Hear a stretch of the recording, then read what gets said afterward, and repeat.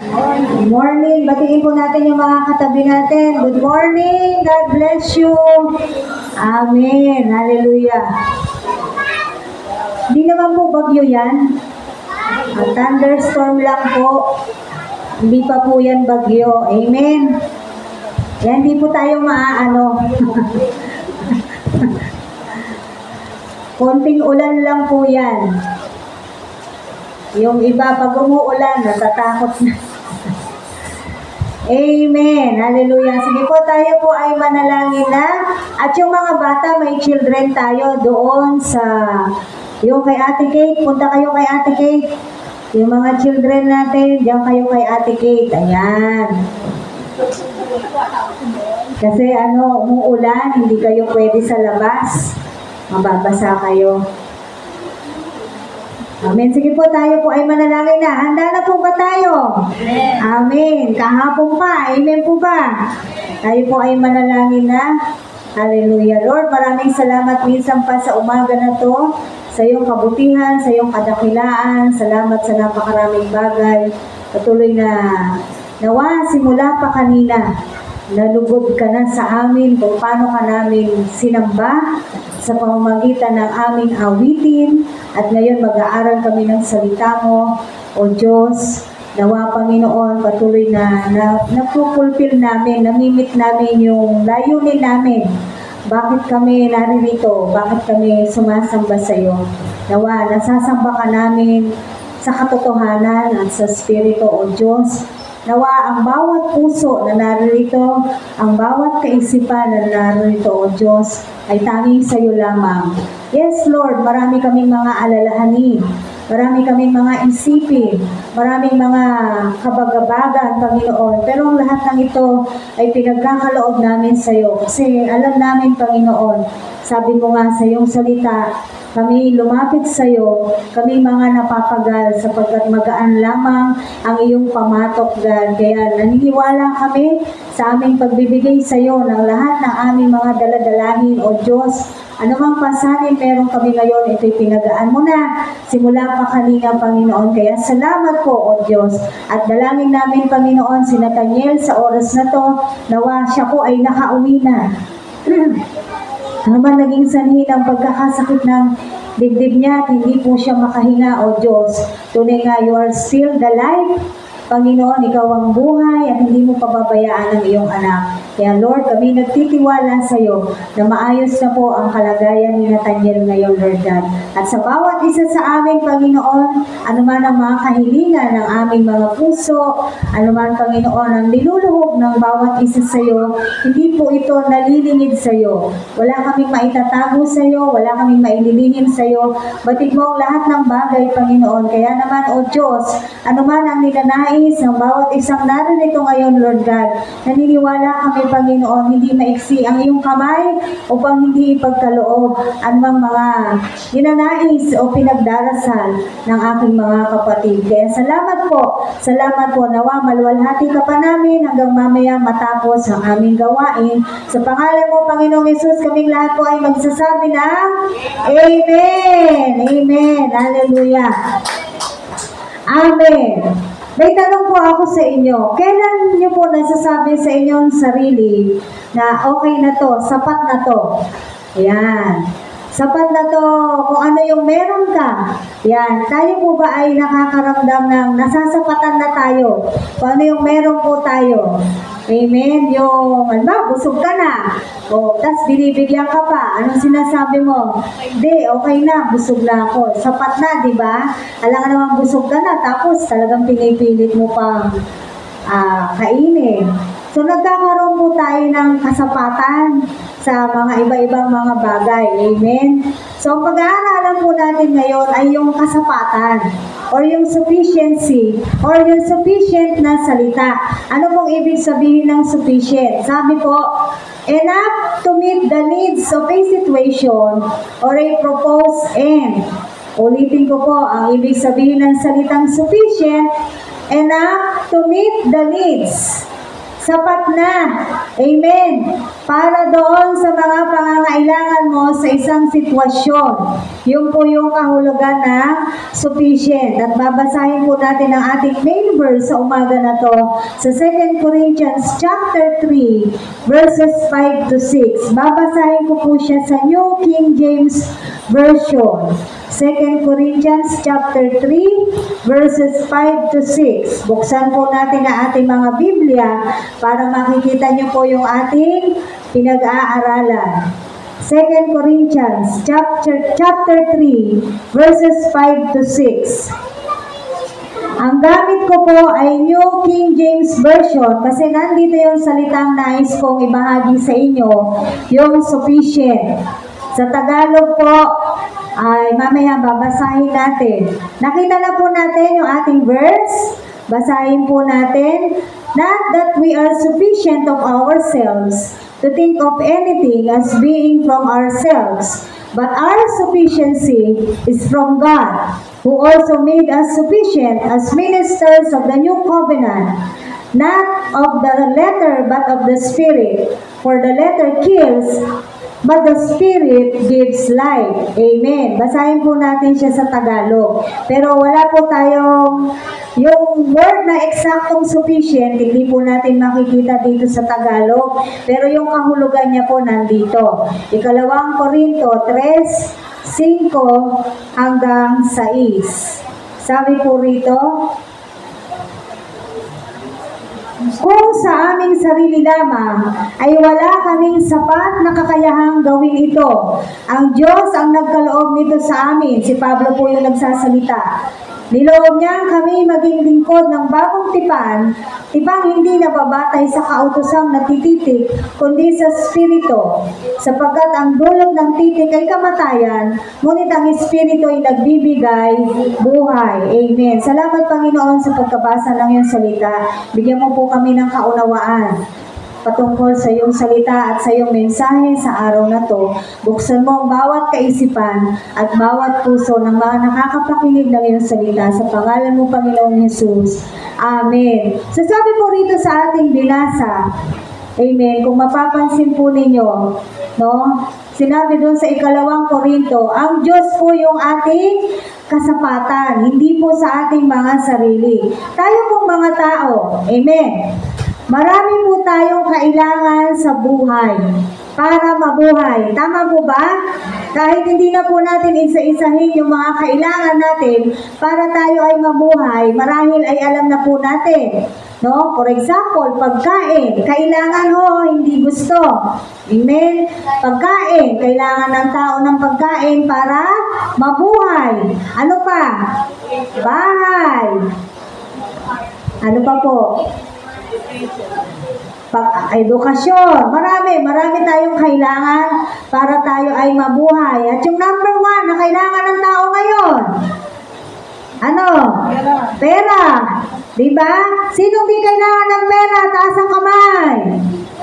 Wala. Ayaw nyo mautangan, ha? Hindi po. Diba? Kailangan din yan ng tao. Pero alam nyo po ba, ang mga tao ngayon, yung mga tao nabubuhay ngayon as if parang hindi na nila kailangan ang Diyos. Pansinin po natin, paano nabubuhay ang mga tao ngayon? Parang maraming buhay ang tao. Hindi naman pusa ang tao. Sabi nila ang pusa, merong 13, no? 13 lives. Ang tao hindi. Ilan lang ang buhay natin? Isa lang. Tingnan niyo yung tumingin ka lang sa daan. Yung mga nagdadrive na kaskasero. Kala mo wala na silang magiging buhay kung sakasakali. Kung sila ng daan. Amen? Bakit? Wala nang iniisip ang tao ngayon kung hindi yung kanyang mga pangangailangan. Amen? Wala na po, hindi na po kasama sa iniisip ng tao ngayon. Tigtanungin mo ang tao, ano ba ang kailangan mo? Sasagot yan ng mga kailangan niya. Ano bang layunin mo sa buhay? Ano bang pangarap mo sa buhay? No? Marami mong sasagot ng magagandang sagot. Amen? Pero meron kayang sasagot sa kanila, kailangan ko ang Diyos. Walang sumasagot sa tao ng ganyan. Amen? Kung papansinin po natin ang mga tao ngayon, bakit? The only thing that matters to men today, to the people nowadays, ang bagay lang na sa tingin nila ay mahalaga, ay kung paano sila mabubuhay sa mundo na to. Kung ano yung material, kung ano yung pinansyal, tama po ba? Self-love. Ayan, yan yung mga kinakailangan ng mga tao ngayon. Self-love, self-acceptance. Kailangan tanggapin kami ng lipunan. Kaya nga pinaglalaban nila yung kanilang karapatan. Yun yung nagmamatter sa kanila ngayon. Ano pa? Relationship. Amen? Yung mga relasyon. Yan ang binibigyan ng pagpapahalaga ng mga tao. Ano pa? Success. Tagumpay. Amen? Naghahanap ng tamang relihiyon. Papasok sa ganito, pag ayaw, papasok sa ganito, pag hindi nagustuhan, papasok sa ganito. Bakit? Hinahanap ang tamang relihiyon. Ano pa? Kaligayahan, happiness. Yan po yung mga hinahanap ng tao ngayon. Amen? So ano po ang nakikita natin sa society natin ngayon? Walang kasapatan ang tao. Wala pong sufficiency ang tao. No? Kasi kung papansinin natin doon sa mga pangangailangan na nabanggit natin, bakit masama ba yun, Pastora? Hindi naman masama yun. Pero, bakit hindi nila masabi na kailangan nila ang Diyos? Bakit ang tao ngayon hindi sumasagot na kailangan nila ang Diyos? Kahit naman po tayo, minsan pag tinanong tayo, ano ba kailangan mo? Di ba dami natin sinasabi? Pero hindi rin natin nasasabi, kailangan ko ang Diyos. No? Wala tayong ganon na sinasabi. Pero dito sa pag-aaralan po natin sa Korinto, sinasabi rito, kung papansinin po natin yung sinabi ni Pablo, our sufficiency is from God. Ayan o, sabi niya, doon sa last sentence ng verse 5, not that we are sufficient of ourselves to think of anything as being from ourselves, but our sufficiency is from God. Our sufficiency is from God. Doon po papasok o iikot ang ating pinag-aaralan. Ang ating kasapatan, ang aking kasapatan ay nasa Diyos. Amen. Kaya kahit anong relihiyon ang pasukin mo, hindi makasasapat sa tao ang relihiyon. Bakit? Hindi makapagliligtas ang relihiyon sa tao. Kaya hindi siya nasasapatan eh. Kaya hindi siya nakukontento eh. Diba? Kahit anong hanap niya eh. Amen? Dahil ang sufficiency natin, ang kasapatan nating mga tao ay nasa Diyos. Ang ating pong kaligtasan, unang-una, our salvation. Paano po magiging sapat ang ating kaligtasan? Amen? Anong kailangan para maligtas po tayo? Ano kailangan natin para maligtas tayo? Sinong kailangan natin para tayo ay magkaroon ng kaligtasan? O natamo na po natin yung kaligtasan. Sino yung kinailangan natin? Hindi ba ang Panginoong Hesus lang? Meron po bang iba? May ibang formula ba? Jesus plus this is equals to salvation. Wala. Amen po ba? Sa iba kasi meron. May iba pong equation sila, no? Yung kanilang salvation, Jesus is not enough. Kailangan meron pang iba. Kaya nga yung iba, may mediator pa sila. Like Mary is a mediator. No? Ginagamit pa nila na parang tulay si Mary para daw makarating kay Jesus yung mga naisin mo. No? So sa atin hindi. Ang kasapatan ng ating kaligtasan ay ang Panginoong Hesus. Balikan po natin yung John 3:16. Memorize niyo po yun? Dapat memorize natin yan. Amen. John chapter 3 verse 16. Pero babasahin po natin hanggang 20. John 3:16. Gayon na lamang ang pag-ibig ng Diyos sa sanlibutan. Kaya ibinigay niya ang kanyang bugtong na anak upang ang sumampalataya sa Kanya ay hindi mapahamak, kundi magkaroon ng buhay na walang hanggan. Verse 17, sapagkat sinugo ng Diyos ang Kanyang anak, hindi upang hatulang maparusahan ang sanlibutan, kundi upang iligtas ito sa pamamagitan niya. Verse 18, hindi hinahatulang maparusahan ang nananampalataya sa bugtong na anak ng Diyos, ngunit hinatulan ng parusahan, sino? Ang hindi nananampalataya sa Kanya. Hinatulan sila sapagkat naparito sa sanlibutan ng ilaw, ngunit inibig pa ng mga tao ang dilim kaysa liwanag, sapagkat masama ang kanilang mga gawa. Verse 20, ang gumagawa ng masama ay ayaw sa ilaw at hindi lumalapit dito. Bakit? Upang hindi mahayag ang kanyang mga gawa. Basahin na natin yung last verse. Ngunit ang namumuhay sa katotohanan ay lumalapit sa ilaw, sa gayon nahahayag ang kanyang mga ginagawa'y pagsunod sa Diyos. Amen. In our salvation, Jesus is enough. Amen. Kaya nga wala tayong ibang binabahagi eh. Anyway, gospel is all about Jesus Christ. Kaya walang ibang daan, walang sino man ang makapagliligtas sa atin kung hindi ang ating Panginoong Hesus lamang. Wala rin ibang paraan para maligtas ang tao kung hindi sa pamamagitan ni Jesucristo. Kaya ang kasapatan ng ating kaligtasan ay si Jesus. Jesus is enough for our salvation. Anong gagawin mo? Kay Jesus, manampalataya ka lang. Amen po ba? No? Manampalataya po tayo. At syempre, yung pananampalataya na yon, alam na natin, ang lahat ng magiging bunga ng ating mga pananampalataya ay yung ating pagsunod at paggawa ng mga mabubuting mga bagay dito sa mundo na to. Bakit? Dahil nananampalataya tayo sa ating tagapagligtas. Yung mga hindi nananampalataya, sila ay, ano po sinasabi?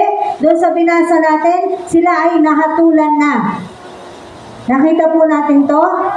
Sila ay hinatulan sapagkat ayaw nilang lumapit sa ilaw. Bakit? Kasi pag ang tao lumapit sa ilaw, mahahayag yung kanyang mga ginagawa. At ayaw ng tao na na-expose siya sa kanyang mga kasalanan. Amin po ba? Sino bang tao yung gustong napapaya? Di ba wala? No? Pero ang tao ngayon, kahit masama na yung ginagawa niya, kahit sabihin mo sa kanya na hindi tama yung kanyang ginagawa, kahit sabihin mo sa harap-harapan sa kanya na kasalanan ang kanyang ginagawa, hindi nila tatanggapin. Ayaw lumapit sa ilaw. Bakit? Sa kanilang palagay, hindi nila kailangan ang Diyos. Kaya nila. Amen. At isang katunayan na walang takot ang mga tao sa Diyos dahil hindi sila nananampalataya sa ating Panginoong Hesus. Hindi sila sumusunod sa ating Diyos. Ayaw nilang maniwala sa ating Panginoon. Ayaw nilang lumapit sa kaliwanagan. Ito na nga yung ilaw sabi. Amen? Pero anong ginagawa ng mga tao? Ayaw lumapit ng mga tao sa ilaw. Ayaw nilang lumapit sa Diyos. Bakit? Anong problema? Bakit ayaw ng mga tao na lumapit sa Diyos? Kasi na mahahayag ang kanilang mga kasamaan. Mahahayag ang kanilang mga kasalanan. Ayaw nila na pinagbabawalan sila na huwag mong gawin yan, huwag mong gawin yan, kasi yan ay kasalanan. Ayaw ng mga tao na pagbabawalan sila. Ganyan na po ang mga tao ngayon. Amen. Pero anong sabi? Tayong mananampalataya sa Ezekiel, bilang kayo yung mga nagiging saksi. Kung kasama ninyo sila sa bahay, anong gagawin natin? Sila'y dapat na pinapaalalahanan. Bakit? Pag hindi natin yung ginawa, sa ating sisingilin ang kanilang dugo, mananagot tayo sa Diyos. Amen po ba, mga kapatid? Ngayon, kung talagang ayaw, mananagot sila sa Diyos. Kung sila'y napaalalahanan na, nabigyan na ng babala, napagsabihan na, pero wala pa rin, mananagot sila sa Diyos balang araw. Hindi po sa akin galing. Galing po yan sa salita ng Panginoon. So, Mga kapatid, wag na kahit tayong maghanap ng kung ano-ano, wag na tayong maghanap ng mga iba pang mga katuruan, yamang alam na natin ang katotohanan. Tama po ba? Anong sabi palagi ni Pablo? Stand firm in your faith. Bakit po tayo pinapaalalahanan ng ganito? Sa dami na po ng mga katuruan at sa dami mga nagtuturo na naririnig natin ngayon, napapanood natin ngayon, pag yan pinanood mo lahat, iba-iba yan ng iba-iba yan ang sinasabi, maloloka ka. Ba't sabi niya ganito? Pero pare-parehong born again yan. May danger po yung nood ng nood eh. Alam niyo yan? Sabi ng isang pastor ganito. Ba't sabi ng isang pastor ganito? Amen? Kung mahina ka, mahina ang pananampalataya mo, magkakaroon ka ng wavering. Maashishaken ka, maaalog ka, mawawala. Ang sabi, di ba ganito? Bakit? Mag-iisip ka na ngayon. Amen? Hindi ko sinasabing huwag kayong manood ng iba. Pwede naman. Kaya lang, kung lahat pinapanood ninyo, wala kayong pinapalampas, hindi mo na malalaman, alin ba talaga yung totoo? Amen. Ang totoo, nasa Biblia. Naibigay na po sa atin. Tama po ba? Nasa atin na ba ang Panginoong Jesus? Amen, di ba? So, ano pang hinahanap natin? Ano pang kailangan natin? Ang ginagawa natin, kaya tayo nag-aaral, sumasamba sa ating Panginoon for us to equip. Sabi sa Efeso, para ma-equip tayo, para sambahin natin ang Diyos, para makasunod tayo sa Diyos, para makapamuhay tayo sa mundo na to, nang ayon sa kalooban ng Diyos, na ano sinasabi, anong nais ng Diyos, paano tayo mabubuhay? Be holy, for I am holy. Yun, kaya tayo po ay sumasamba sa Panginoon. Pero para hanapin mo pa ang katotohanan, nalilito ka pa ba sa katotohanan? Nalilito ka pa ba sa salvation mo? Naiintindihan mo na ba kung paano mo nakuha ang iyong kaligtasan? Dapat maliwanag po sa atin yan. Because Jesus is enough for our salvation. Amen. If we have Jesus in our lives, that is already enough. Di ba may kanta pa tayong ganyan? You are more than enough for me. Jehovah Jireh, you're more than enough for me. Ikaw ang kasapatan ko. Diba? Ang dami nating awitin na ganyan. Na ang Panginoong Jesus ang ating kasapatan. Ano pang hahanapin natin? Wala na. Ang mga ginagawa natin ay pampalakas, pampatibay, pampatatag bilang mga mananampalataya na po. Pero sa kaligtasan, maliwanag na po sa atin paano tayo naligtas. Amen po ba? So Jesus is enough for our salvation. No more, no less. Wala nang iba. Wala tayong idadagdag na equation kay Jesus Christ because ginawa na lahat ni Jesus Christ para tayo maligtas. Ginawa na lahat ni Jesus Christ para hindi natin taguhin yung kapahamakan. Siya na ang lahat ng umako, ng lahat ng poot ng Diyos Ama para hindi na po natin maranasan yan. Kaya yung mga ginagawa ng mga tao sa labas, hindi yon ang paraan para sila ay maligtas o hindi yon ang paraan para malugod sa kanila ang Diyos. As a matter of fact, ginagalit pa nila ang Diyos. Opo, ginagalit pa nila ang Diyos kapag gano'n. So sa ating pong kaligtasan, sapat na po ang Diyos. Wala na tayong ibang formula na kailangang idagdag sa ating kaligtasan na meron po tayo ngayon. Bakit? Dahil ibinigay na po yan sa atin. That is a gift. Amen? Yan ay regalo ng ating Panginoong Jesus. Yan, regalo, libre. Pinapamigay natin sa labas. Ayaw tanggapin. No? Libre naman. Ayaw ng salvation. Ganyan na po yung mga tao ngayon. Bakit? Hindi sapat. Nasasamba kami. Walang pera dyan. Hindi sapat. Nasusunod kami dyan. Wala kami mahihita dyan. Hindi sapat. Napupunta kami ng church linggo-linggo. May pasok ako. Hindi sapat ang lahat ng yan. Wala kaming pera. Ganyan na po yung mga tao ngayon. Hindi na kailangan ang Diyos. May sakit ako, hindi ko na kailangan ng Diyos. Hindi naman niya ako pinapagaling. Di ba? No. Tandaan natin, may nakasulat sa Biblia. May pinapagaling siya, meron siyang hindi pinapagaling. Remember Lazarus? Anong buhay ni Lazarus nung nandito siya sa lupa? Alam niyo yung kwento ni Lazarus tsaka ng mayaman? Si Lazarus, yumaman ba siya nung nandito sa lupa? Hindi ba sobrang pagdurusa niya?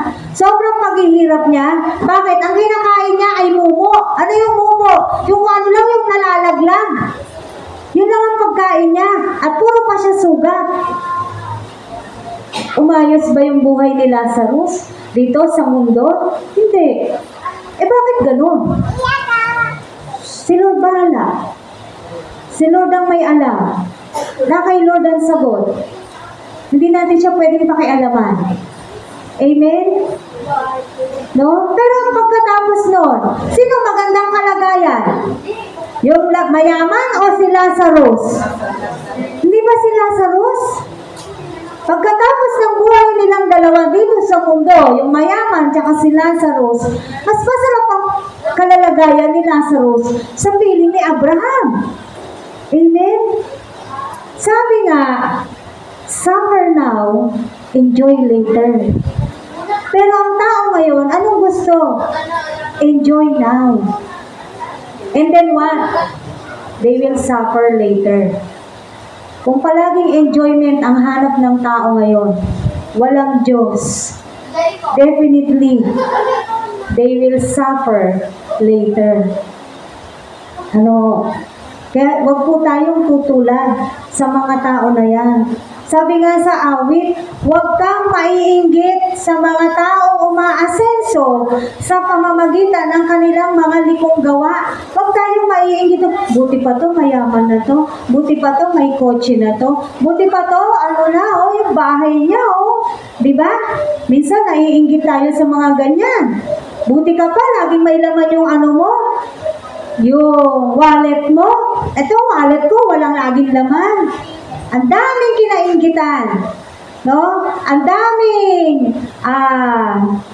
daming sinabi na nainggit doon sa tao. Pero bilang isang mananampalataya, ganun po ba dapat ang maging attitude natin? Hindi. Jesus is enough for us. Dapat. Amen? Kahit wala ka nito sa mundo na to, pero meron kang Jesus sa buhay mo, Jesus is enough. Jesus is enough for everything. Anong dapat hilingin natin? Pangalawa, maging pagpapala tayo sa iba. 2 Corinthians 9:8. Basahin po natin. Babasahin ko pa rin po siya sa New King James Version. 2 Corinthians chapter 9, verse 8. Sabi po rito, and God is able to make all grace abound toward you, that you, always having all sufficiency in all things, may have an abundance for every good work. Nakita po natin to? Sabi rito ng 2 Corinthians 9:8, and God is able to make all grace abound toward you, that you, always having all sufficiency in all things, may have an abundance for every good work. Sige, basahin natin siya sa Tagalog. 2 Korinto 9:8. Sabi rito, magagawa ng Diyos na pasaganain kayo sa lahat ng bagay, higit pa sa inyong pangangailangan. Bakit? Para upang may magamit kayo sa pagkakawang gawa. Amen? Nakita po natin to? Sapat-sapat ang Diyos para pasaganain tayo. God is able for us to become sufficient. Our God is able to do that. Amen. Sabi dyan, magagawa ng Diyos na pasaganain kayo saan? Sa lahat ng bagay. Higit pa sa inyong pangangailangan. Para Para makapagkawang gawa ka. Para makapagpala ka sa iba. Kita niyo yung prinsipyo ng Diyos? God will bless you for you to bless others. God will bless us for us to bless others. Kasi yun yung puso ng Diyos. na gusto niyang ibahagi sa bawat isa sa mga mananampalataya. Di ba minsan nalilimitahan po tayo, gusto nating i-bless ang isang kapatiran, gusto nating i-bless yung tao. Ang hirap ng gusto mong mag-bless nang wala kang pang-bless. Tama? Gusto mong magbigay pero wala kang pambigay. Mahirap yung may nakikita kang tao na nagugutom, hindi mo siya mabigyan kahit biskwit. Kasi kahit ikaw, biskwit na lang din yung pagkain mo. Pero ano yung sabi rito? Our God is able. What are we going to do? Mga kapatid, let us desire in our hearts na maging pagpapala tayo sa iba. Let us ask our God because He is able. Amen. He is sufficient enough. Kaya niya yung ginagawa, kaya niya yung gustong gawin, na pasaganain niya tayo for us to do good works. Ang good works ay yung magkakawang gawa tayo para sa Kanya. Amen? Ang good works ay yung gumagawa tayo ng mabuti para sa anong dahilan? Para sumikat ka? Para ma-please yung mga tao sa'yo? Hindi. We do not do good works para maging sikat o para magpakita ng kabutihan sa mga tao, but because of God. Walang ibang dahilan. Nagagawa tayo ng mabuti kundi dahil sa Diyos. Panginoon, napapasaya ba kita kapag ginagawa ko to? Wala tayong ibang dapat pasiyahin. We are not pleaser of men. Tandaan po natin yan. Amen. Kung meron tayong gusto ma-please dito, walang iba kung hindi ang ating Diyos. Kung meron tayong gustong pasayahin, kung yun ay ang ating Diyos. Kaya yung mga paggawa natin ng mabuti, hindi para sabihin ng mga tao sa'yo, uy, ang bait-bait mo naman. Yes, of course, they will say that. Pero di ba masaya yun sa pakiramdam? May danger kasi yun. Kaya ang ginagawa natin, if we're going to do good works, ang dahilan natin, lagi, dahil yun sa Diyos. Para sa Lord, gagawin ko to. Amen. Because of the faith that we have for our God, we do good works. Amen po ba? Nananampalataya tayo na kaya natin gawin to dahil sa ating Diyos. Why? Because our God is able to do everything. Our God is able to give us everything. Sabi diyan, lahat magagawa ng Diyos na pasaganain kayo sa lahat ng bagay, higit pa sa inyong pangangailangan. Amen.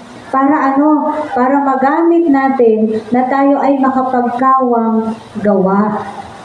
Kaya nga sinasabi sa Acts 20:35, it is blessed to give than to receive. Mapalad yung mga laging nagbibigay, mapalad yung mga palaging nagkakaloob. Amen? Dahil ito po yung gusto ng Panginoon.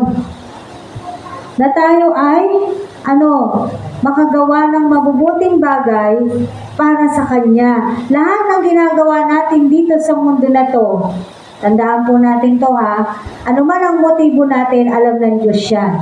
Kung yan ay ginagawa mo para sa Diyos, o pinapakita mo lang para sa tao, alam po ng Diyos yan. Kaya nga, kinokorek natin kung nagkakaroon man tayo ng mga motibo na gumagawa tayo ng mabuti para ma-please yung tao, para sumikat ka, para sabihin nilang ang bait-bait mo, baguhin po natin. Gagawa tayo ng mabuti dahil gusto natin sumunod sa ating Panginoon at nananampalataya tayo sa Diyos at gusto natin gawin ito dahil mahal natin ang Diyos at mahal natin yung ating kapwa. Amen. Yun yung dahilan why we do good works. Kaya mga kapatid, i-desire natin na maging pagpapala po tayo sa iba. Hindi lang naman sa mga material po na bagay, tayo magiging pagpapala ng kapwa natin. Sa napakaraming kaparaanan, magiging pagpapala po tayo. Yung ikaw ay tagapakinig lamang niya, kung siya ay nalulungkot, sinasamahan mo ang isang kapatid kung nalulungkot. Amen? Pinagpe-pray mo siya, nagiging pagpapala po tayo sa ating mga kapwa, sa ating mga kapatid sa pananampalataya, maging sa mga ibang tao. Hindi lahat ng pinag-uusapan natin dito para maging pagpapala ako, kailangan marami akong pera. Hindi. Anong kaya nating ibigay? Pasasaganain ng Diyos ang puso po natin nag-uumapaw sa pagmamahal sa kapwa natin. Na darating tayo sa punto, kahit hindi natin kilala itong mga tao na to, minamahal natin sila. Bakit? Minamahal sila ng Diyos eh. Hindi lang po sa atin namatay ang ating Panginoong Jesus. Kanino siya namatay? Sa lahat ng tao. Inalay niya yung buhay niya para sa lahat. Amen.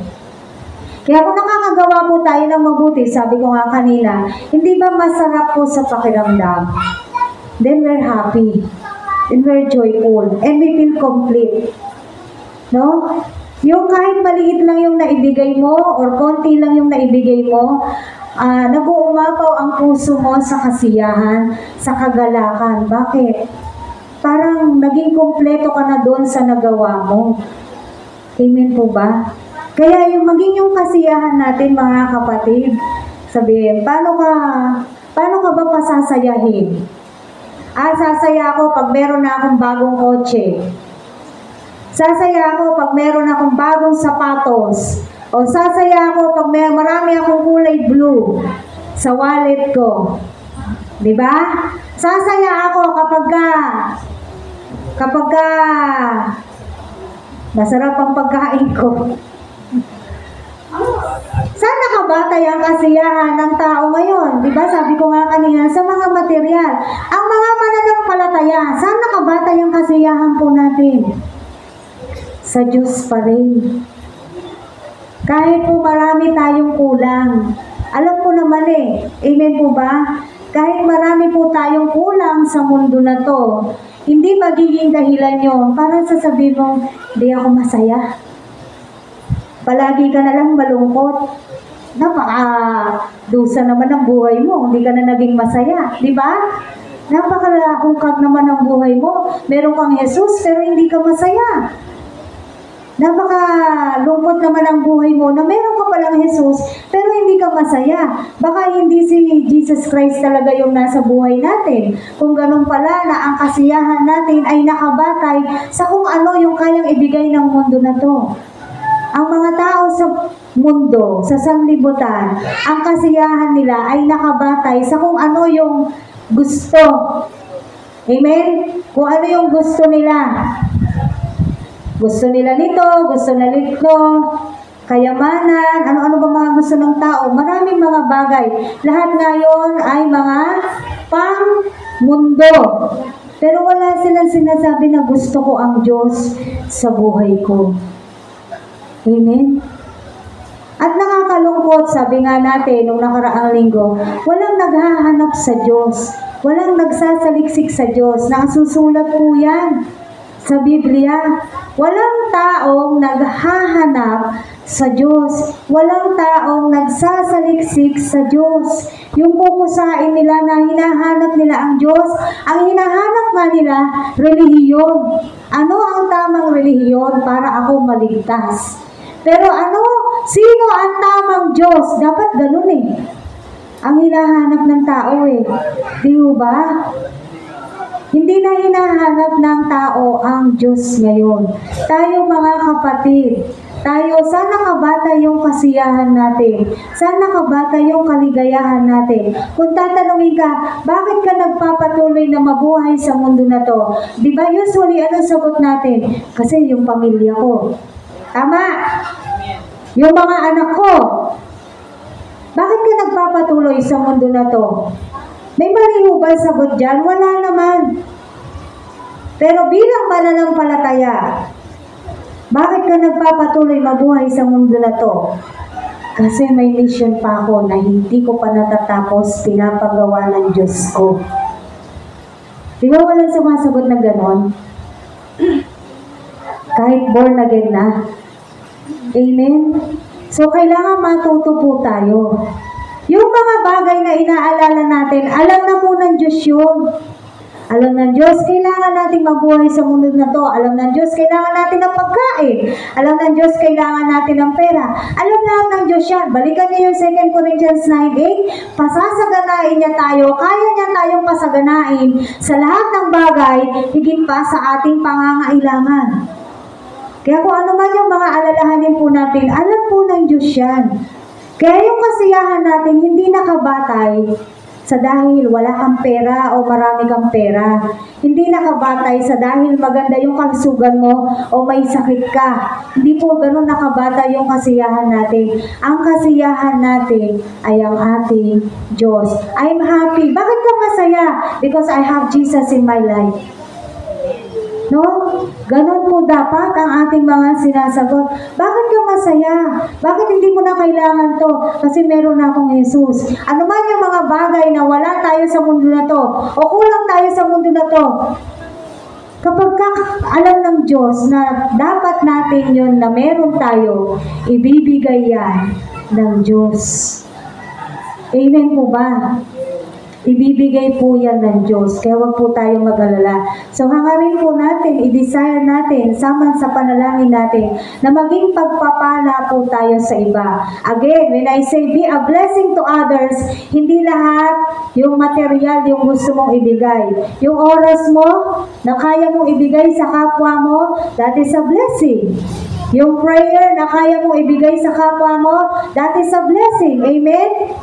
Yung presence mo lang itself, pinakikinggan mo lang siya sa mga, anong tawag doon? Yung hinaing ng buhay niya, nandyan ka lang para pakinggan siya, nagiging pagpapala na po tayo sa mga tao.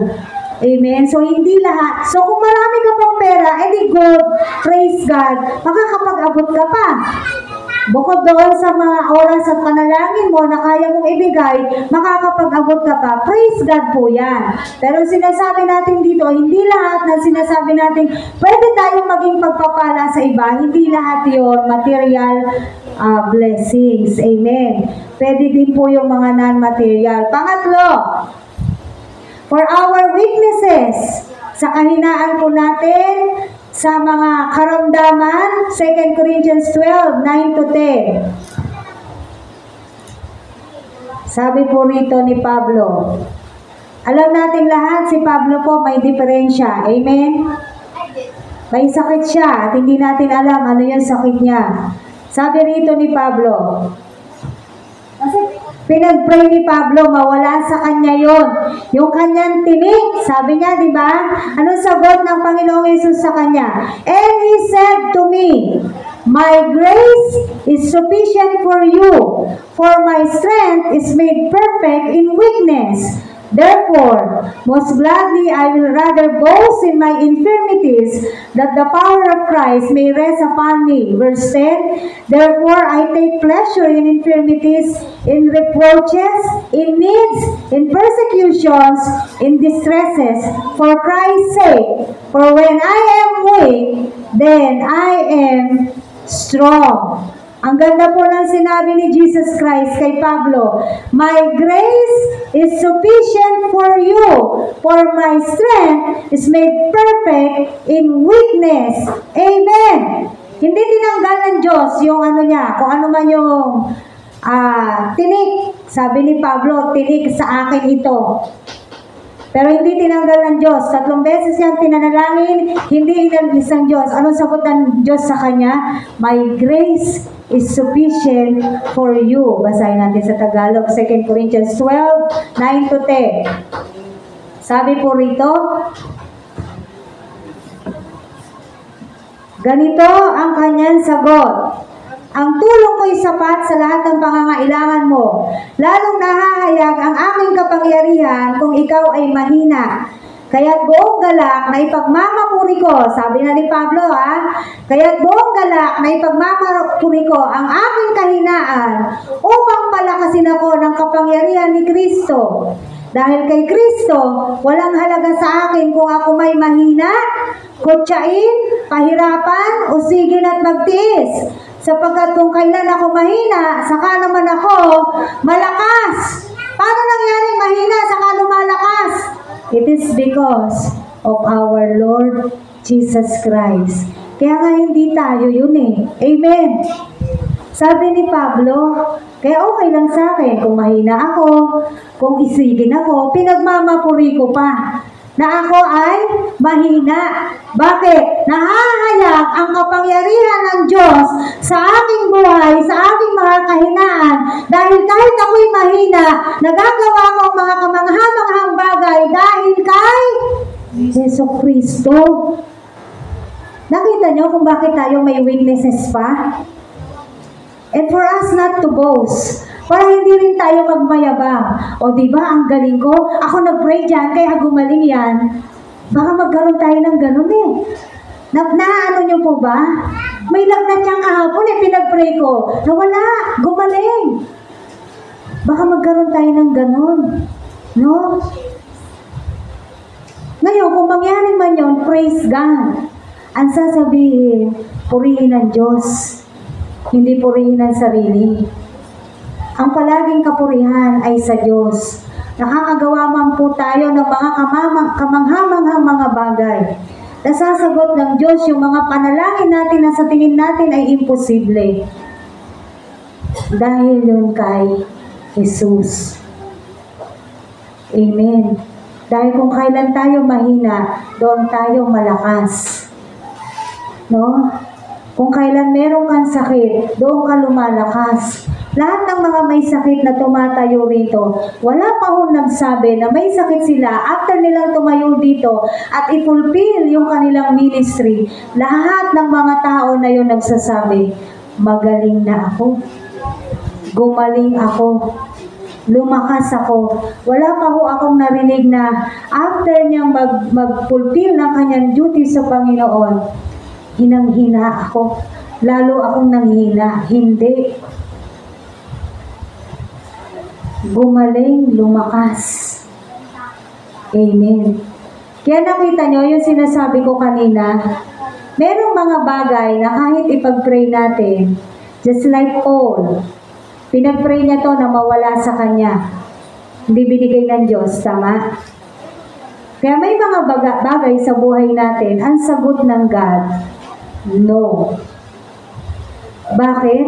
Para mahayag yung kanyang kapangyarihan sa ating buhay. Kung ano man yon na sinasabi ng God na no, hindi ko rin alam. Dahil kanya-kanya po tayong dealing sa Lord. Gusto kong gawing maliwanag. Every time that we pray, God answers 3. Yes, no, and wait. Kaya huwag ka laging umaasa. Kaya yung iba, ang sinasabi nila, ayoko nang mag-pray kasi hindi sinasagot ng Diyos yung panalangin ko. Ayoko nang tumawag sa Kanya kasi hindi naman niya ako pinakikinggan. Bakit? Hindi nila nauunawaan na meron talagang sagot ang Diyos na no. Ngayon, bakit sumasagot ang Diyos na no? Alam niyo ba kung bakit no? Ang iniisip niya pa rin kung bakit no ay tayo. Maaaring hindi magiging maganda ang bunga kapag binigay niya sa iyo ito. Ano niyo po ba yon? Maaaring hindi magiging maganda yung epekto sa ating mga buhay kung ibinigay niya itong bagay na to. Parang kay Pablo. Baka, hindi natin alam kasi tao pa rin si Pablo eh. Baka kung inalis ng Diyos yung tinik na to na sinasabi ni Pablo na gusto niyang mawala pero hindi inalis ng Diyos sa kanya, baka magkaroon siya ng pride. Baka pasukan siya ng pride at sasabihin niya, dahil sa akin, ang dami kong naitayong iglesia. Di ba, ang galing talaga ni Pablo when it comes to ministry? Amen? Hinahangaan natin talaga siya. Baka magkaroon ng ganon, kaya hindi binigay ng Diyos. Sa akin lang po yun, no? Baka. There is a tendency na mangyari yun. Bakit? Tao pa rin si Pablo. Ganon din po tayo. Tao pa rin tayo. Baka meron tayong hinihiling sa Diyos na baka hindi magiging maganda yung epekto sa atin. Kaya minsan, hindi binibigay ng Diyos. Amen. So kung ano man yung mga bagay na pinapanalangin natin at sa akala natin hindi binibigay ng God, huwag po tayong malulungkot. Kasi sabi niya, my grace is sufficient for you. No? Our sufficiency is from God. Sapat-sapat kung ano yung kayang ibigay ng Diyos sa atin. Sapat ang kakayanan ng Diyos. Sapat ang yaman ng Diyos. Hindi po ba? Sapat ang kabutihan ng Diyos. Sapat ang lakas ng Diyos para ibigay sa atin. Di ba kayang ibigay ng Diyos sa atin yan? No? Kaya kung nakakaranas po tayo ng kahinaan, ng sakit karamdaman, sabi nga niya, kung ako man mahina, magiging proud pa ako. Kaya titiisin ko, mga tiisin ko, sabi niya sa verse 10, di ba? Dahil kay Kristo, walang halaga sa akin kung ako may mahina, kung kutsain siya ng mga tao, walang halaga sa kanya to. Ano pa? Pahirapan, usigin at magtiis. Sapagkat kung kailan ako mahina, saka naman ako malakas. Pwede natin sabihin si Pablo, patay na sa emosyon niya. Tama? Kasi si Pablo, kung ano-ano na rin po ginawa kay Pablo eh. Biro mo yung ilang beses pinagtangkaan ng buhay niyan. Ilang beses siyang hinabol-habol, ilang beses siyang nakulong, kung kani-kaninong hinarap na matataas na tao. Dahil anong kasalanan niya? Dahil sa pagpapahayag niya kay Jesus Christ. Because of the gospel. Because of the Lord Jesus Christ. Lahat ng iyon naranasan ni Pablo. Pero sabi niya, okay lang. Parang ganyan, no? Sa term natin ngayon, lahat ng iyon okay lang. Bakit? Dahil nahahayag ang aking Diyos sa aking buhay dahil sa mga bagay na iyon. Kaya nga nasabi niya rin, for me to live is Christ, and to die is gain. Hindi ka nakalugihan sa kanya kung siya man ay namatay, kung mawala man siya sa mundo na to. No? Kaya sinasabi ko, maaaring patay na rin yung emosyon ni Pablo. Kasi kung tutusin, dito sa mga gumawa sa kanya ng hindi magaganda, pwede niya rin namang ipag-pray ng Panginoon. Pagtanggol mo ako sa mga tao na to, di ba? Kasi sabi ng God, vengeance is mine, huwag kang gaganti. No. Pero hindi na po yung ginawa ni Pablo. Tayo ganun din. Ganun din. Kaya gusto ko yung prayer ni Ate RC. Sabi niya, dumating din siya sa punto na wala na siyang emosyon. Hindi yung sa wala siyang nararamdaman. Kung hindi yung matitiis niya na yung galit. Pag pinagsasabihan siya ng masasakit, matatanggap niya na. Kasi di ba tayo, pag pagsabihan tayo ng masakit, ano ang usual, initial reaction natin po? Yung totoo. Pag pagsabihan ka ng masakit, ano initial reaction natin? Di ba, gaganti tayo? Aminin. Di ba? Pag may sinabi sa'yo ikaw din! Di ba ganun tayo? Bakit? Nagpupuyos yung kalooban mo. Kung nagagalit siya, mas nagagalit ka. Tama po ba? Kung nanggigigil siya, mas nanggigitil ka. Ganun po tayo kahit tayo po yung mga born again na. Pero maganda rin ipanalangin na yung, di ba si Pablo kinutya. Kung may kumutya sa atin, alam mo yun, yung hindi na natin papansinin, hindi na rin natin iindahin, masaktan man tayo sa maririnig natin sa mga tao, o yung mga yan, sira ulo yung mga yan. Diba? Minsan ganyan. Kung pinag-uusig man tayo ng mga tao dahil kay Kristo, lahat mo ng ito kung ano man suffering ang nararanasan natin, it is because of Christ. Okay lang. Basta mahayag ang kapangyarihan ng Diyos sa ating pong mga buhay. Kaya okay lang kung meron tayong kahinaan. Bakit? Dahil kay Kristo, magagawa pa rin natin ang maraming bagay. Why? Because God will enable us to do things. And not because of our own mind, not because of our own, yung matatalino, our own intelligence, but because of God. Lahat ng dahilan, dahil sa Diyos. Bakit? Nabubuhay na po tayo dahil sa Diyos. Ang buhay natin na to ay dahil na sa Panginoon. Ang buhay natin na to para na sa Diyos. Yun po yung katotohanan. Kaya bakit ka nabubuhay? Ba't nagpapatuloy tayong mabuhay? Bakit masaya pa rin tayong nabubuhay? Sa kabila ng mga nararanasan po natin, dahil sa Diyos. Because our God is sufficient enough for all the things that we need. Kulang man tayo sa napakaraming bagay, basta meron akong Jesus sa buhay ko. Amen? Sige nga, 1,000,000 o si Jesus? Diba? Halimbawa, nasa harap mo na. 1,000,000 o si Jesus? Lord, diba pwede naman dalawa? Diba? Baka maganong pa, no? Tatakwin mo si Jesus, sa'yo 1,000,000. Diba? Tingnan niyo si Solomon. Anong sabi ng Diyos sa kanya? Anong gusto mo? Diba? Ang ganda nun, tatanungin ka ng Diyos. Anong gusto mo, Solomon? Anong sinabi ni Solomon? Anong hiningi ni Solomon? Karunungan. Pero pwede naman niya hingin, Panginoon. Kasi tinanong naman ako eh. Okay lang yun. Tinanong ako ng Diyos eh. Pwede ba payamanin mo ako? Diba? Instantly, tayong mga tao, kapag gaganon, tinanong naman ako ng Diyos eh. Kaya sabi ko, Lord, payamanin mo ako.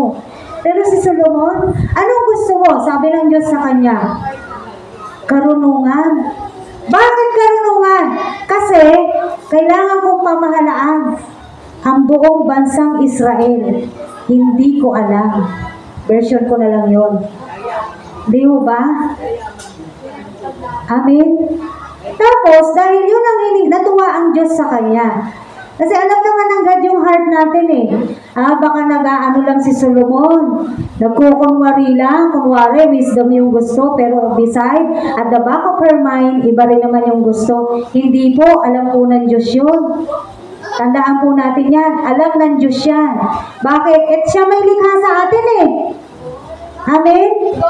Alam ng Diyos na ang kailangan at gusto talaga ni Solomon ay karunungan. Anong ginawa ng Diyos?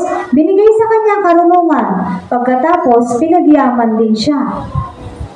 Yung hindi niya hiningi, binigay ng Diyos. Nakita po natin to, pag tayo ay marunong sumunod sa Diyos, kahit hindi natin hinihingi, bibigay ng Diyos. Kung tayo po ay marunong sumunod sa Kanya. Dahil ang nasa puso ni Solomon, paano ko pamamahalaan ang mga tao na to? Itong mga tao na to, sino ba yung mga Israelita? Itong mga Israelita na to, ito lang naman ang tao ng Diyos. Amen? Sila lang naman yung special sa Diyos. Sila lang naman yung chosen nation ng God. Kaya natuwa ang Diyos kay Solomon. So tayo rin po, ano man yung mga bagay na, kung ako lang ay matalino, kaya ko rin gawin yan eh. Huwag na tayo maghagad ng mga ganon. Kasi sabi sa James, kulang ka ng karunungan, humingi ka sa Diyos. Amen? Humingi ka sa Diyos at ikay bibigyan niya. Kasi kahit ano nga eh, kaya tayong pasaganain ng Diyos higit sa ating pangangailangan. Why? Because our God is able. Kaya kahit po tayo mahihina, normal lang na may limitasyon tayo kasi tao lang po tayo eh. Amen. Normal lang na meron tayong mga bagay na hindi natin magagawa. Bakit? Tao lang tayo. Pero bilang tao, kinikilala natin dapat yung kasapatan ng ating Diyos. Bilang mga tao, marunong natin kilalanin yung kapangyarihan ng Diyos. Bilang mga tao, kaya natin kilalanin ano kayang gawin ng Diyos sa buhay ko. Amen. Sa ating pong pangangailangan, Philippians 4:19, basahin po natin. Filipos 4:19. Sabi po rito,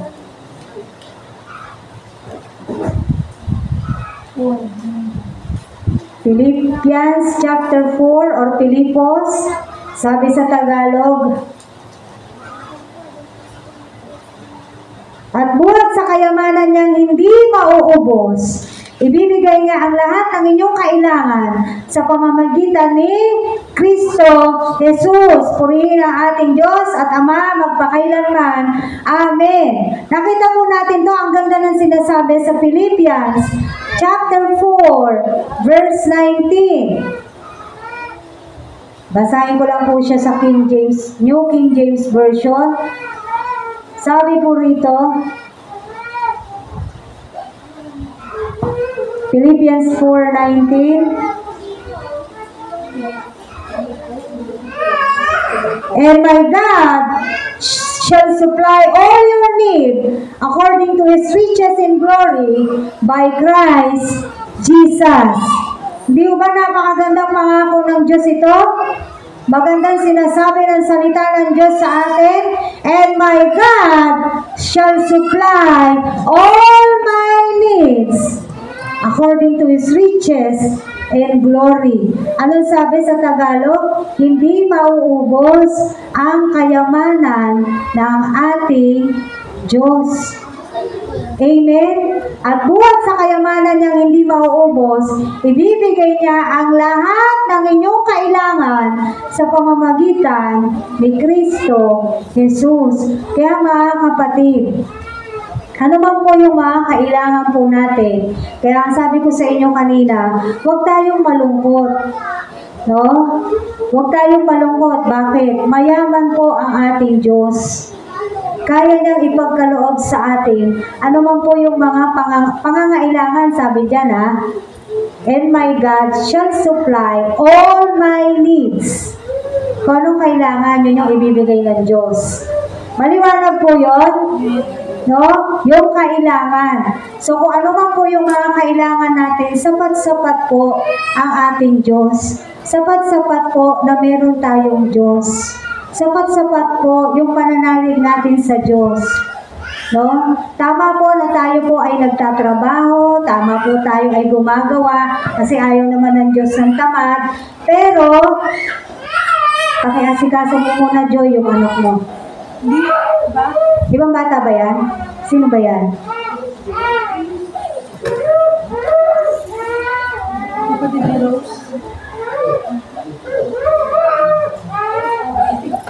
Kala ko si Abby, sorry.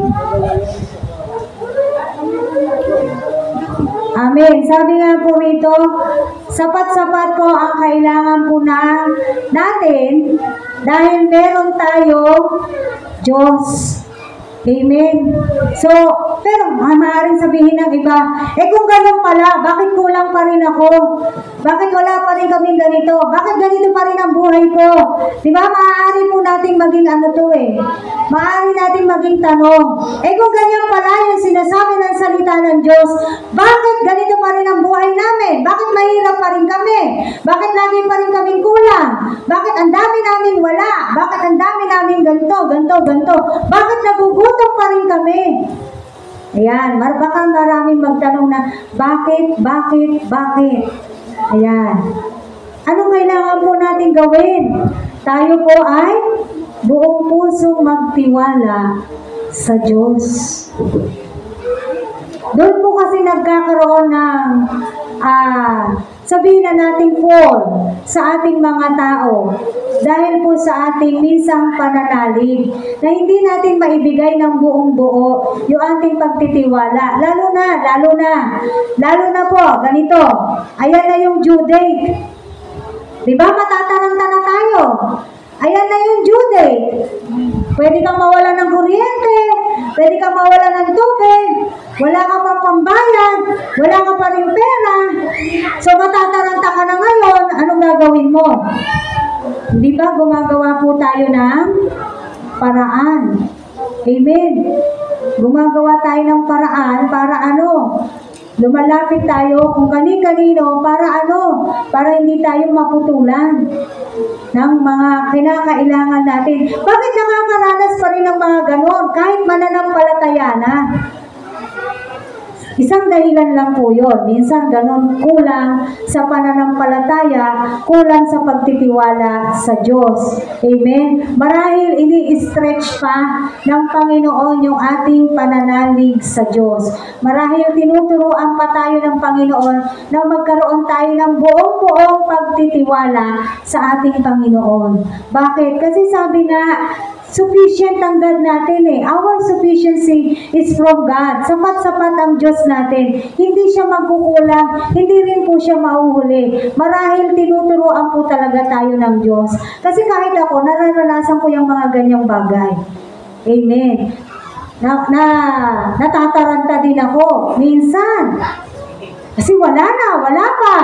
Alam mo yun? Wala pa. Nararanasan niyo yung ganyan? Wala pa. No, marahil ini-stretch ng God yung faith natin. Minsan titignan po natin, ano itong tinuturo ng Diyos sa atin? No? Meron pa rin tayong takot. Tama po ba? Nakakaramdam pa rin tayo ng takot. Kasi nga, wala pa. Ang hirap nun, di ba? Wala ka na nga, wala pa rin. Tapos, tinanungan mo na lahat, wala pa rin. Lalo ka nang nataranta. No? Kaya, marahil, ini-stretch, tinuturuan po tayo ng Panginoon. No? Hayaan natin ang ating Diyos na kumilos, gumalaw sa ating mga buhay. Minsan po kailangan yung ganun eh.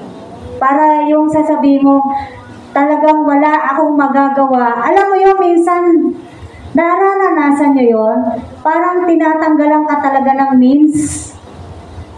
Tinatanggalan ka ng, parang yung nagagawa mo, tinatanggal sa'yo ng Diyos para ano, para magtiwala ka sa Diyos. Naranasan nyo na yon? Wala kang means at all. Kahit na yung mga tao na alam mong makakatulong sa'yo, hindi, yung panahon na yon hindi ka nila rin matulungan. No? Magtataka ka, bakit naman ganito? Wala na nga. Walang-wala pa. Tapos wala pa rin. Yun, tinuturuan po tayo ng Diyos na makapagtiwala ng buong-buo sa Kanya. Kasi through that, dahil wala ka nang maasahan, di ba? Ganyan tayong tao eh. Dahil wala na tayong maasahan, wala na tayong ma-chat, sinong lalapitan mo na lang talaga? Ang Diyos. Amen? Kaya huwag po tayong mag-alala sa mga pangangailangan po natin. Okay lang yan. Minsan nakakaranas tayo ng kakulangan sa mundo. Okay lang yan. Minsan nagugutom ka kasi kulang yung pagkain mo. Okay lang yan. Basta meron tayong Jesus. Hindi po bulag ang Diyos natin. Hindi rin siya bingi. Amen? At hindi siya Diyos na walang puso para panatilihin niya na gano'n ang kalalagayan natin. Darating ang araw, ikaw na mandilibre. Amen? Prayer ko po yan eh. Kasi ayoko yung tuwing lumalabas, ikaw yung pinapakain. Okay naman yun, di ba? Parang masaya. Pero maganda rin paminsan-minsan. Ikaw naman yung... Hindi. In-invite ko kayo, sagot ko to. Masarap din yung nagbe-bless talaga. Paminsan-minsan. Amen? Darating ang araw mga kapatid. Huwag tayong mainip. Kaya huwag tayong gagawa ng hindi ayon sa Diyos. Huwag tayong mainip. No? Huwag din tayong kakapit sa patalim. Di ba sabi? Sa patalim na kumapit kasi wala nang malapitan. Hindi. Kanino tayo kakapit? Sa Diyos. Kumapit tayo sa Diyos. Unti-unti, ile-level up ng Diyos yung buhay natin. Huwag lang po tayong magsasawa. Huwag tayong mapagod. Maging yung pananampalataya po natin, lahat ng ito, ini-stretch ng God. Yung pananampalataya natin. Huwag po nating panghawa pa. Yung alam mo yun, huwag kang mainip. Huwag tayong mainip. Tanda-tanda ko na, ganito pa rin ang buhay ko. Diba? Hindi po yun dahilan. Amen. Remember si may-ari ng KFC? At the age of 88, uulitin ko sa inyo, at the age of 88 years old, doon niya lang nakuha yung tamang timpla ng KFC. Kaya nag-boom ang KFC. 88 years old. Ilang taon ka lang naman ngayon. Tama mo ba? Ilang taon lang naman tayo ngayon. Kaya huwag tayong mawawalan ng pag-asa. Kung yung mga yon, di ko alam kung siya'y nananampalataya sa Diyos. Kung yung mga yon, halimbawa, sabihin na natin wala sa Panginoon, hindi nawala ng pag-asa. Di lalo na tayong mga mananampalataya. Amen? Sinong gumawa ng fluorescent? Sino nag-invento ng fluorescent lamp? Ang pangalan nun? Yung mga estudyante, tulungan niyo ko. Sino nag-invento ng fluorescent lamp? Fleming? Si Fleming? Tama ba ako? Alexander Fleming? Ha? Bombilya na lang. Bombilya? Thomas Edison? Ha? Hindi sila makasagot. Ako isang araw, bibigyan ko kayo ng quiz. Hindi nyo alam yung mga inventor, ha? Thomas Edison ba yun? Yung ano. Basta isa sa kanila. Ito na lang yung punto. Kung sino man siya. 1,000 times he failed until mapagana niya yung iniimbento niya. Hindi ko nga alam kung bombilya ba yun or yung bago niya, ilaw yun eh. Bago niya napailaw, ilang beses siya nag-fail. 1,000 times, sabi niya. Pero nangyari, kaya nga tayo may mga ginagamit ngayon. Yung mga yun, hindi ko alam din kung nasa Diyos na sila. Ang punto ko ganito, tayong mga nasa Diyos, nauubusan ng pag-asa, tama? Bakit tayo nauubusan ng pag-asa? May Diyos nga tayo. Bakit tayo mawawala ng pag-asa? May Diyos nga tayo. Amen po? Kaya hindi po tayo dapat mawala ng pag-asa. Kung ano man yung pangangailangan natin, yung pinagpe-pray natin na maging buhay natin sa Diyos, huwag po tayong mawawalan ng pag-asa. Dahil ang Diyos natin mismo ay pag-asa. Amen. Noong panahon po na nangungupahan lang kami, for how many years, dalagat, binata na yung mga anak ko, nangungupahan pa rin kami sa Noveleta. Kaya nakaranas kami ng ilang baha doon sa Noveleta. Araw-araw, hindi ako nagsasawa. Papasok ako, uuwi ako, ganun ang ginagawa ko. Panginoon, iaalis mo kami sa lugar na to. Panginoon, iaalis mo kami sa lugar na to. Araw-araw yon. Hindi ko po pinagsawaan na idulog sa Panginoon. Na God, iaalis mo kami sa lugar na to. Kasi ayoko po sa mataong lugar. Huwag niyo pong ipag-aano, wala akong problema sa maraming tao. Ako lang to, ako lang. Ayoko talaga ayokong pag dumadaan ako, ang daming, kasi introvert po ako Alam niyo yung introvert? No? Ayoko nung ganon. Yung parang ang gulo-gulo, daming takbuhan ng takbuhan. Pag may mga nalalasing, yung mga umiinom na sa daan, yung ganyan. Kaya araw-araw yung Panginoon, iaalis mo kami rito, iaalis mo kami rito. Itataas mo yung antas ng buhay namin, Lord, kahit konti lang. At nangyari sa mga hindi inaasahang pagkakataon, hindi na kami doon nakatira. Year 2018, nakalipat kami sa Gentry. Amen. Pati nga yung bahay na yan tinanggihan ko na po yan Kasi sinabi pa lang sa akin yung computation pa lang. Biro mo yung equity niyan, 4,444. Equity lang po yun noon. Di ba may mga ganyan yung housing? O wag na equity, reservation pa lang, 5,000. Tapos equity, ang payment po niyan, 18 months. Wala ka pang bahay. Kailangan bayaran mo na yung mga yon. Kaya sabi ko, hindi namin kaya. Tinanggihan ko na yan. Isang araw, tumawag sa akin uli yung agent. Teacher Jenny, ito nag-open uli, baka para sa'yo uli ito. Ikaw, pasensya na. Wala talaga, kahit reservation na sinasabi mo, wala talaga ako. I-reserve kita. Ako magbabayad, kunin mo na. Sabi ko, hindi kita agad mababayaran. Basta sa'yo na to. Ilang equity ko po, yung agent na yon, siya nagbayad. Kung wala akong pang equity, sabi ko naman sa'yo, hindi ko kaya eh. Gusto ko lang umatras. Hindi, huwag ka nga atras, sabi niya. Sige ako magbabayad. Ilang buwan niya pong binayaran yung equity ko. Pero nagbayad ako. Ibig ko sabihin,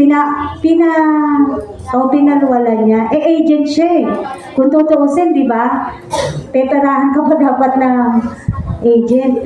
Ganyan po yung patotoo ko dyan sa bahay na yan. No? Ay kaya hanggang ngayon, nandiyan kami. Ibig ko sabihin, mahirap po sa atin talaga. Hindi ko sinasabing okay na po yung buhay namin. Ngayon, may prayer pa rin ako. Lord, itataas mo pa rin yung antas ng buhay namin. Kasi sa sinasabi ko, ikaw ang Diyos na may-ari ng langit at lupa. Di ba? Ganyan pa rin, ganun pa rin po yung prayer ko. Hindi pa rin nagbabago. Panginoon, itataas mo yung antas ng buhay namin. No? But noon gusto ko ng sasakyan. Pero ngayon, hindi na ako nagde-desire ng sasakyan. Sabi ko nga, kahit e-bike lang. Ang prayer ko na lang ngayon, e-bike, para sa asawa ko. Kasi ang layo ng binabike niya. Dati gusto ko talaga ng sasakyan. Para masabing successful ako, kailangan meron akong sasakyan. Pero hindi na. Binago na po ng Diyos yung puso ko. Ngayon, kung ibibigay niya, praise God. Pero ako yung magpupumilit para magkaroon ako ng sasakyan, hindi na. Kung ibibigay ng Diyos, kung kalooban ng Diyos, ganito na po yung naging prinsipyo ko sa buhay. Kapag kalooban ng Diyos, bibigay niya yan sa'yo kahit ano pa ang maging hadlang. Kapag sa'yo. Amen. Kahit anong maging hadlang, kapag sa'yo, God will make a way para ito mapapunta sa'yo. Kasi ilang beses na po nangyari sa buhay ko yan. Kaya kayong mga dalagat binata, huwag kayong magmamadali sa mga relasyon.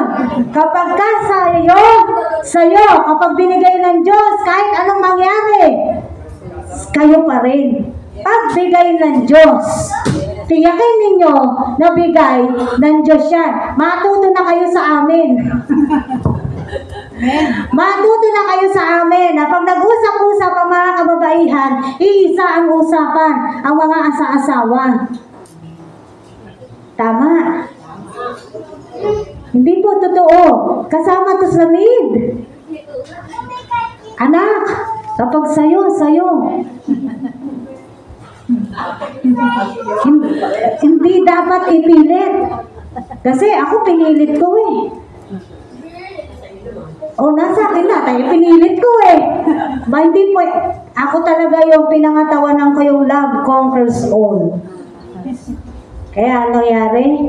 Literal, gumapang kami sa hirap. Kaya nung sinusoli ko na, ayaw nang tanggapin. Wala na, sa'yo na yan, sabi nung nanay.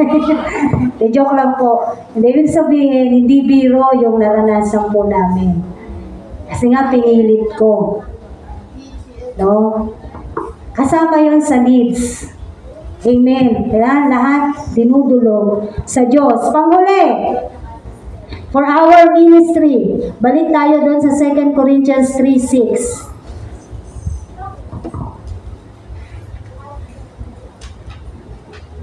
2 Corinto, yung verse 6 na po, yung tingnan natin. Sabi ni Pablo dito, who also made us sufficient as ministers of the new covenant, not of the letter, but of the Spirit. For the letter kills, but the Spirit gives life. Sabi sa Tagalog ng 2 Korinto 3:6.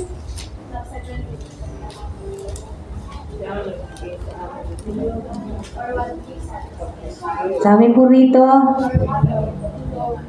niloob niya kami maging lingkod ng bagong tipan, tipang hindi nababatay sa kautosang nakatitig kundi sa Espiritu, sapagkat ang dulot ng titig ay kamatayan, ngunit ang Espiritu ay nagbibigay buhay. Kaya naman nakita po natin yung ministeryo ni Pablo, napaka-successful ng ministry ni Pablo. Bakit?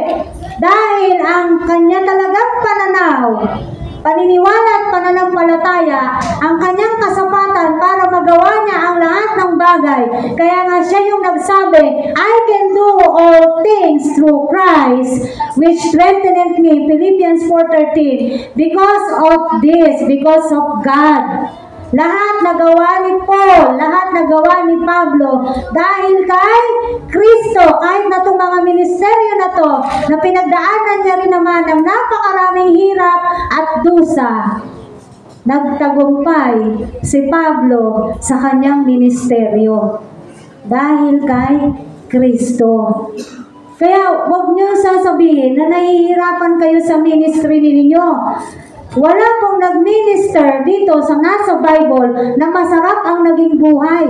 Sa kanilang mga ministeryo, meron talagang suffering na tinatawag. And if we are really a servant of God, we are ready to face sufferings. Amen. Why? Because we are servant of God. And we are saying that we are disciples of Jesus Christ. Kung tayo ay mga alagad ni Kristo, katulad ng 12 alagad niya, ano ba mga pinagdaanan ng alagad ni Kristo? Hindi ba sila yung mga napagod din? Sila yung nahirapan din? Sila yung nangagutom din? Sila ay sa kamatayan? Nabingit sa kamatayan hanggang sa sila yung patayin? Amen. Sa ating ministeryo, normal yung tayo po ay nahihirapan. Normal na tayo po ay napapagod. Dahil tao lang tayo. Lahat ng yan ay normal. Amen. Pero ang kasapatan at kaligayahan para makapagpatuloy po tayo sa ating kalingkuran sa Diyos, if you truly understand that you are a Christian and you are a follower of Jesus Christ, kahit may suffering kang nararanasan sa iyong ministeryo, parang si Pablo, kuntsain man ako, amen, magtiis man ako, mahirapan man ako, okay lang, maglilingkod pa rin ako kay Kristo. Ganon po dapat yung ating ating mga puso sa kalingkuran sa Diyos. In the first place, hindi tao ang pinaglilingkuran po natin, ang Diyos. Amen. Kaya tiyakin natin na yung pinaglilingkuran natin, napapasaya natin. Lord, nabiblis ka ba kung paano ako naglilingkod sa'yo? Masaya ka ba kung paano ako naglilingkod sa'yo? Tama ba itong ginagawa kong kalingkuran sa'yo? Naka-align ba yung puso ko sa paglilingkod ko sa'yo? Dapat ganun po tayo sa ating Diyos pagdating sa ating paglilingkod sa Panginoon. Alam nyo, hindi naman po tayo, alam mo yun, hindi po tayo, sabi nga, your labor will not fall in vain. Hindi masasayang. Ano man yung mga kapagalan, kalingkuran na ginagawa natin para sa Diyos, wala pong kasayangan yan. Bakit? Alam lahat ng Diyos yan. Alam ng Diyos na umiiyak ka sa ministeryo mo. Alam ng Diyos na nagdudusa ka sa ministeryo mo. Alam ng Diyos, pagod na pagod ka sa ministeryo mo. Alam lahat ng Diyos yan. And God will make you happy. And God will comfort you. And God will sustain you for you to be able to continue to serve Him. Amen. Susustain ng God yung lakas mo. Susustain ng God yung lakas natin. At papayapain ng Diyos yung puso natin para makapagpatuloy po tayo sa ating kalingkuran. Marami po sa atin dito kinukutya na, nakakarinig na ng kung ano-ano mismo sa mga mahal natin sa buhay. Bakit ba naglilingkod ka? Bakit ba ang aga-aga mo sa church? Bakit ba hindi? Kung yung Diyos nga, nabigay niya yung buhay niya para sa akin eh. Tama po ba? Kaya kung kinu-question tayo, bakit ba gawa ka ng gawa sa church? Eh bakit hindi? Bakit hindi ka gagawa? Para sa manlilikha mo. Bakit hindi ka gagawa para sa Diyos mo? Amen? Hindi dapat kinu-question yun. No? Kung maaga ka dito, kung gumagawa ka dito, naglilingkod ka rito, napapagod ka rito, kung lahat ng yan ay ginagawa natin para sa Diyos, hindi po dapat kinu-question yan. Yung mga gawain para sa Diyos, hindi po dapat kinu-question. Amen. Bakit nga hindi? Eh, ang buhay natin na to ay para sa Kanya. Kanino mo gagamitin yung lakas mo? Sa Kanya. Kanino mo gagamitin yung talento mo? Sa Kanya. Bakit tayo binigyan ng gifts ng Panginoon? Ng banal na Espiritu? Para kanino? Para sa Kanya. Basahin natin yung Efeso. Why God give the gifts of the Holy Spirit? For us to be equipped. Bakit binigay ang salita ng Diyos? Para ang mga anak ng Diyos ma-equip. Para saan? Sa gawain ng Diyos. Ulit-ulitin natin yan. Nakasulat, nakatitik, nasa Biblia. Amen. Kaya kung naglilingkod man tayo dito sa Diyos, ginagawa natin ang lahat ng ito para sa Diyos. Makarinig man tayo ng kung ano-ano sa ating mga mahal sa buhay, sa mga tao sa paligid natin. Nagagalit sila dahil naglilingkod ka sa Diyos. Kapatid, magpatuloy ka lang. Kasi di ka naman nila maliligtas eh. Tama po ba? Di nila tayo maliligtas. Kino-question tayo, bakit tayo nandito lagi sa church? Bakit hindi? Eh buhay mo na, ano ba tawag sa'yo? Kristiyano. Actually, hindi nga tayo laging nasa church eh. Kailan lang kayo napunta ng church? Hindi ba Sunday? Dahil hindi lahat sa inyo nandito pag-Friday. Tama? Tapos si linggo na lang, kukwestiyonin pa? Bakit? Bakit ang hindi? Mga nakakalungkot na mga naririnig natin mismo sa mga mahal natin sa buhay. Amen. Anong sabi sa Acts? Kada kailan sila nagkikita-kita at nagpe-fellowship, nag-aaral ng salita ng Diyos? Araw-araw yun, mga kapatid. Di yung pwede rito. Walang dadalo. Tama? Walang pupunta. Yung online na nga lang, hindi pa tayo nakukumpleto eh. Online na yun ha. Nasaan ang tao kapag online? Nasa bahay na lang. Pero uma-attend? Hindi. Yan po yung mga nakakalungkot pagdating sa ministeryo. Hindi kayang mag-suffer para sa Lord. Hindi kayang mag-sacrifice para sa Lord. Pero anong gusto? Gusto ng blessing. Diba? Ang tao gusto ng blessing, pero para makapagbigay sa Panginoon ng konting oras, konting araw, konting panahon, kinu-question. Pero pag binibless ng God, thank you Lord. Pero pagkakailangan na ng God, ng tao sa kanyang church, sa kanyang kaharian, pagbabawalan. Nakakalungkot, ano? Nawa po sa ating pagmiministeryo, sapat-sapat po ang Diyos natin. Maraming hindi maibibigay po sa atin ang kapwa natin. Ang tanging makapagbibigay ay ang Diyos. Lalo na po ang kaligtasan natin, ang kasapatan ng ating mga buhay. Bilang mga Kristiyano na tinawag na po ng Diyos, uulit-ulitin ko, ang buhay po natin ay sa Diyos na. Kaya kung nag-church ka man, dapat lang yon. Kung nagmi-ministry ka man, dapat lang yon. Hindi yun utang na loob ng Diyos.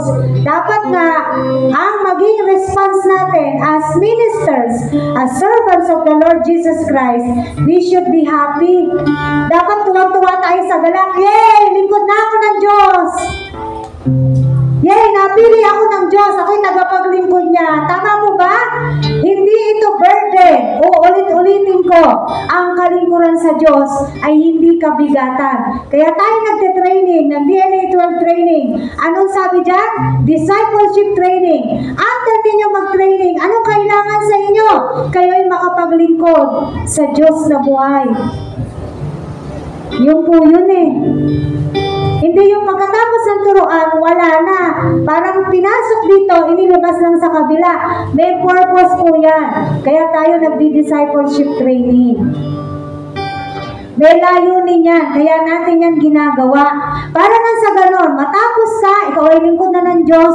Susunod, ikaw naman ang magtuturo. Ikaw naman ang magiging tagapaglingkod para sa iba, para sa kapwa mo. That is a ministry. Amen. Hallelujah. Nawa po meron tayong natutunan sa umaga na to. Tayo po ay manalangin. Hallelujah. Pasalamatan po natin ang ating Diyos dahil sapat po ang Diyos natin. Our God is sufficient for everything. Ano man yung mga bagay na naiisip natin na wala tayo, kulang tayo, maging sa kaligtasan natin, sa katotohanan na meron na tayo, sapat-sapat na po ang ibinigay sa atin ng Panginoon. Hallelujah. Panginoon, maraming salamat sa umaga na to. Salamat sa iyong katuruan. Patuloy na dinadalangin namin, O Diyos, na itong mga katuruan mo, hindi lang namin basta narinig sa kabilang taingan tapos palalabasin lang sa kabila. Kung hindi, ito po, Panginoon, ay natutunan namin ang husto at masunod po namin. Ilagay mo sa puso namin na gusto rin namin someday maging pagpapala kami sa iba, Panginoon. Hindi mo lang kami magamit as your servant, kundi magamit mo din kami, Panginoon, na maging pagpapala sa iba, Panginoon. Nais namin yun, Lord God, to bless others. That's why we're asking for you right now, Lord God, to bless each and every one of us, Lord God, in all aspects of our lives, para maging pagpapala kami sa iba, O Diyos. At tunay nga, Panginoon, nawa lubos na nauunawaan na namin ang aming buhay bilang isang Kristiyano, bilang isang mananampalataya, bilang isang tagasunod mo, aming Panginoong Jesus. Kaya sa umaga na to, O Diyos, sa amin pong gagawin na communion, Panginoon, aalalahanin namin minsan pa, bakit ka pinako doon sa krus? Bakit ka, Lord, bakit mo tinamo at dinanas ang lahat ng hirap, sakit, hanggang kamatayan? Dahil yun sa laki ng pagmamahal mo po sa amin. Salamat, O Diyos, sa walang sawang pag-unawa at walang sawang pagmamahal at pag-ibig mo po sa bawat isa sa amin. Nawa, Panginoon, every time na nagpapartake kami ng communion, O Diyos, mahayag din ang kapangyarihan mo sa aming mga buhay. Palagi ka naming maalala na ang buhay namin na to ay para sa iyo na at hindi na po para sa aming Panginoon. Bless this communion elements, Lord. In Jesus' name. Amen. Manatili po tayo sa presensya ng pananalangin habang hinihintay po natin ang ating communion. Hallelujah.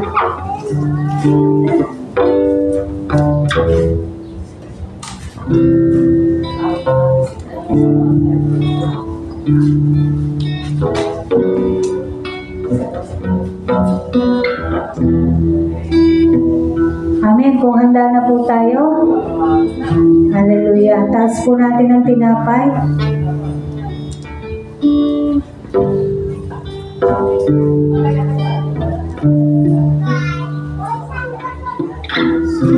Tayo po'y magpasalamat sa Diyos. Taas po natin ang tinapay. Panginoon, maraming salamat sa buhay mo, O Diyos. Na nagkamit ng mga sugat. Sinalo ang lahat ng sakit, O Diyos, doon sa krus ng Kalbaryo. Para yun sa amin, Panginoon. Salamat, Panginoon.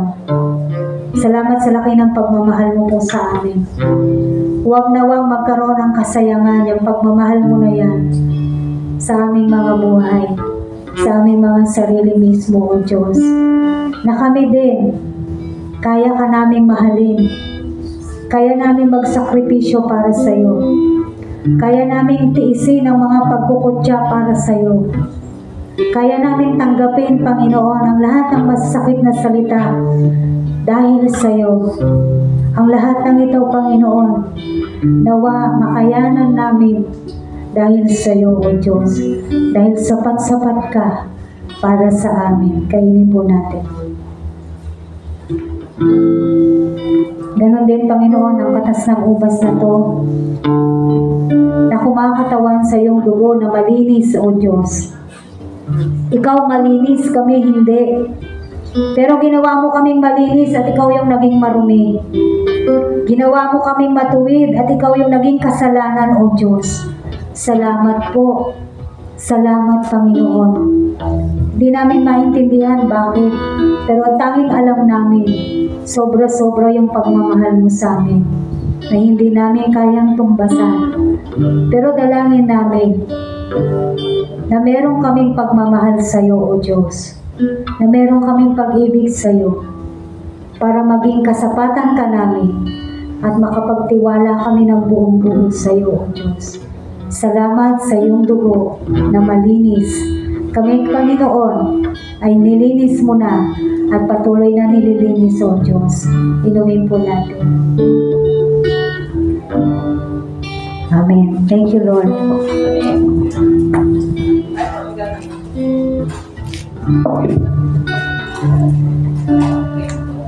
Amen.